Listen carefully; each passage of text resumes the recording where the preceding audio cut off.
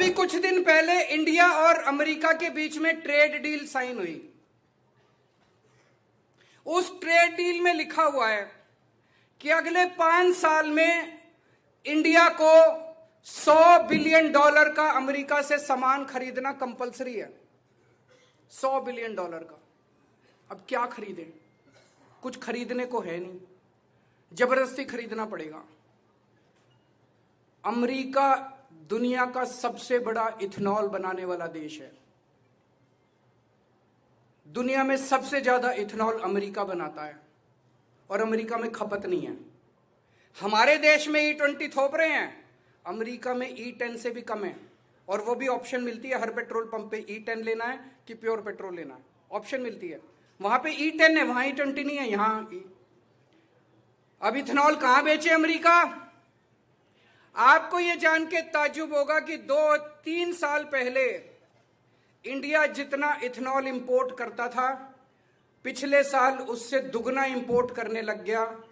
और अब ये E20 लागू करने के बाद इस साल पिछले साल के मुकाबले 5 गुना इथेनॉल इंपोर्ट किया जाएगा, 5 गुना ज्यादा। और आपको यह जान के और ज्यादा ताज्जुब होगा, ये सारा का सारा इथेनॉल अमेरिका से इंपोर्ट किया जाएगा।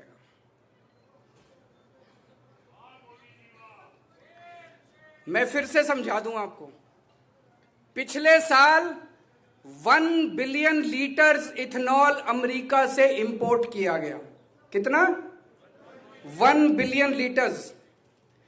3 साल पहले इसका आधा किया गया था।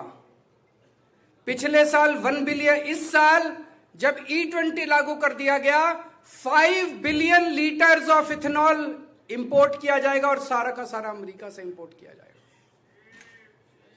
तो ये जो अमेरिका के साथ जो ट्रंप के सामने मोदी जी झुके हुए हैं, जो भी मजबूरी है मेरे को बताने की जरूरत नहीं है, आप लोगों को ज्यादा पता है। जो मजबूरी है, अमेरिका को खुश करने के लिए हमारे देश के ऊपर जबरदस्ती इथेनॉल थोपा जा रहा है।